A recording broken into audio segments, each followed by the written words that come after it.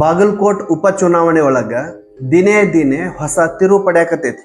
ಒಂದೊಂದು ದಿವಸ ಒಬ್ಬೊಬ್ರು ಹೊಸ ಆಕಾಂಕ್ಷಿಗಳು ಹುಟ್ಟುಕೊಳ್ಳಾಕತ್ತಾರ.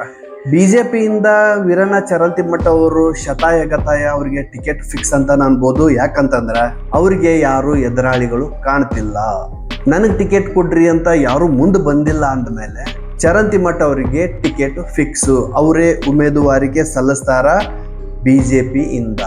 ಗೊಂದಲ ಸೃಷ್ಟಿಯಾಗಿರೋದು ಕಾಂಗ್ರೆಸ್ದಿಂದ.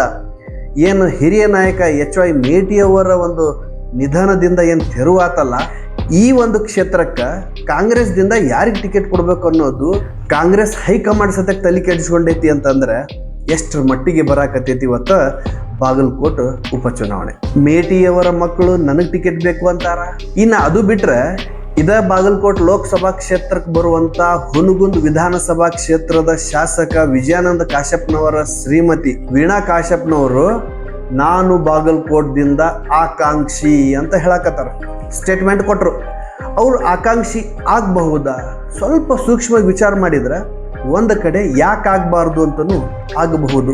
ಯಾಕಂತಂದ್ರೆ ಇವರು ಈ ಮೊದಲು ಲೋಕಸಭಾ ಚುನಾವಣೆನ ಸ್ಪರ್ಧಿಸಿದ್ರು, ಗದ್ದಿಗೌಡರ ವಿರುದ್ಧ ಸ್ಪರ್ಧಿಸಿದ್ರು, ಸೋತರು. ಆ ಮಾತು ಬೇರೆ. ಈ ಒಂದು ರಾಜಕೀಯ ಅನುಭವ ಅವ್ರಿಗೆ ಐತಿ ಅಂತ ತೋರಿಸ್ಕೊಡುತ್ತೆ. ಅದಾದ್ಮೇಲೆ ಮಾಜಿ ZP ಜಿಲ್ಲಾ ಪಂಚಾಯತ್ ಅಧ್ಯಕ್ಷರು ಇವರು.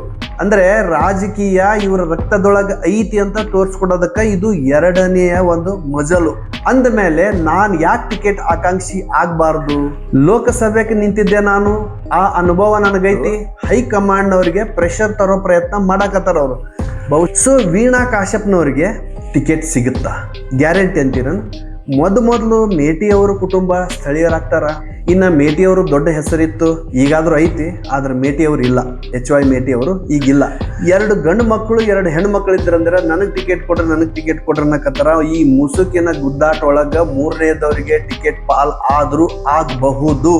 ಯಾಕಂತಂದ್ರ ಯಾವಾಗ ಮುಸುಕಿನ ಗುದ್ದಾಟ ನಡಿತೈತಿ ಅವಾಗ ಮೂರನೇದವರಿಗೆ ಲಾಭ ಆಗತ್ತ. ಕಾಂಗ್ರೆಸ್ದಿಂದ ಮೇಟಿ ಕುಟುಂಬಕ್ಕೆ ಟಿಕೆಟ್ ಕೊಟ್ರ ಅನುಕಂಪದ ಆಧಾರದ ಮೇಲೆ ಗೆದ್ದನು ಬರಬಹುದಿತ್ತೋ ಏನೋ. ಯಾಕಂತಂದ್ರ ಮತದಾರರ ಮೇಲೆ ಅನುಕಂಪ ಅನ್ನೋದು ಬಹಳ ದೊಡ್ಡ ಅಸ್ತ್ರ. ಆ ಅಸ್ತ್ರನ ಪ್ರಯೋಗ ಮಾಡಿ ಕಾಂಗ್ರೆಸ್ ತನ್ನ ಒಂದು ಸ್ಥಾನನ ಗಿಟ್ಟಿಸ್ಕೊಳ್ಳೋ ಎಲ್ಲ ಸಾಧ್ಯತೆ ಇಲ್ಲಿ ಇತ್ತು. ಬಹುಶಃ ಕಾಂಗ್ರೆಸ್ ಸ್ವತಃ ತನ್ನ ಕೈಯಿಂದ ಬನಾಯಸವಾಗಿರೋ ಗೆಲುವನ್ನ ತಪ್ಪಿಸ್ಕೊಳಕತ್ತಾರಂತಾನೆ ಅನ್ಬಹುದು. ಇನ್ನು ಯಾರಿಗೆ ಟಿಕೆಟ್ ಕೊಟ್ರು ಅಸಮಾಧಾನ ತಲೆ ಎತ್ತಾಕತೈತೆ ಅಂದಮೇಲೆ ಇಲ್ಲೇ ವೋಟ್ ಧ್ರುವೀಕರಣ ಆಗ್ಬಿಡುತ್ತ. ವೋಟ್ ಒಡೆದ್ ಬಿಡ್ತಾವು. ಒಡೆದ ಮೇಲೆ ಅಚ್ಚಲ್ಲವ್ರಿಗೆ ಪ್ರಾಫಿಟ್ ಆಟೋಮೆಟಿಕ್ಲಿ ಆಗುತ್ತೆ.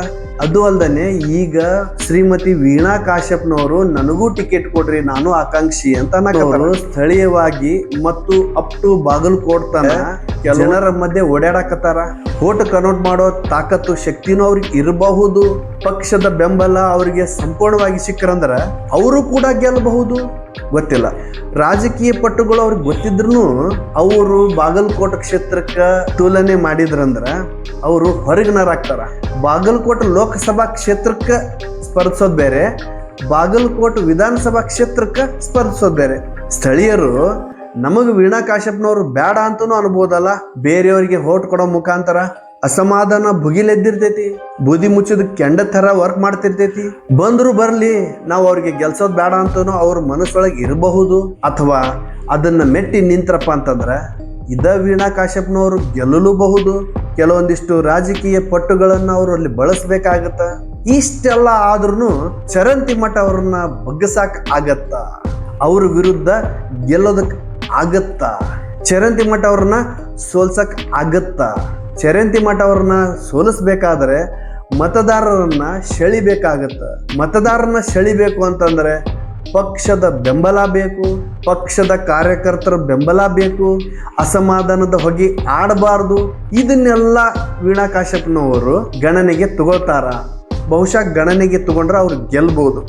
ಇನ್ನು ಈ ಕಡೆ ಬಂದ್ರೆ ಮೇಟಿಯವ್ರ ಕುಟುಂಬಕ್ಕೆ ಬಂದ್ರೆ ಇವ್ರಿಗೂ ಕೂಡ ಏನು ವಿಶೇಷ ಇಲ್ಲ.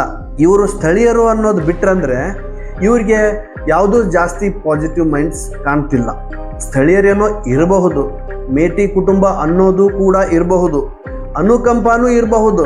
ಆದರೆ ಒಬ್ಬರು ನಿಂತ್ರ, ಒಬ್ಬರೇ ಒಬ್ಬರು ಮೇಟಿ ಕುಟುಂಬದಿಂದ ಎಲೆಕ್ಷನ್ಗೆ ನಿಂತ್ರ ಪಕ್ಕಾ ಗೆಲ್ಲಬಹುದು ಅನುಕಂಪದ ಆಧಾರದ ಮೇಲೆ. ಮೇಟಿ ಸಾಹೇಬರು ಚಲೋ ಕೆಲಸ ಮಾಡ್ತಿದ್ರು, ಅವ್ರು ಇವಾಗ ಹೋಗ್ಬಿಟ್ರು, ಅವ್ರ ಮನೆತನಕ್ಕೆ ಯಾರು ನಿಲ್ತಾರ ಅವ್ರಿಗೆ ಗೆಲ್ಸೋ ಪ್ರಯತ್ನ ನಾವು ಮಾಡೋಣ ಅಂತ ಕಾಂಗ್ರೆಸ್ ಪಕ್ಷ ಆಗ್ಬಹುದು, ಕಾಂಗ್ರೆಸ್ ಪಕ್ಷದ ನಿಷ್ಠಾವಂತ ಕಾರ್ಯಕರ್ತರಾಗ್ಬೋದು, ಅಥವಾ ಸ್ಥಳೀಯ ಮತದಾರರಾಗ್ಬೋದು, ಅವ್ರಿಗೆ ಗೆಲ್ಸೋ ಪ್ರಯತ್ನ ಮಾಡ್ತಿದ್ರೋ ಏನೋ ಗೊತ್ತಿಲ್ಲ. ಆದರೆ ಈ ಬಂಡಾಯದ ಹೊಗೆ ಇದ್ದಾಗ ಅಲ್ಲಿ ಗೆಲುವು ಖಂಡಿತ ಸಾಧ್ಯ ಇಲ್ಲ ಅಂತನ ಅನುಭವದಂತ ಹೇಳ್ತಾ ಇವತ್ತಿನ ಒಂದು ಬಾಗಲಕೋಟೆ ವಿಧಾನಸಭಾ ಕ್ಷೇತ್ರದ ಸುದ್ದಿ ವಿಶ್ಲೇಷಣೆ ಇದಾಗಿತ್ತು. ಮತ್ತೆ ನಿಮಗೆ ನಾನು ಇನ್ನೊಂದ್ಸರಿ ಸಿಗ್ತೀನಿ.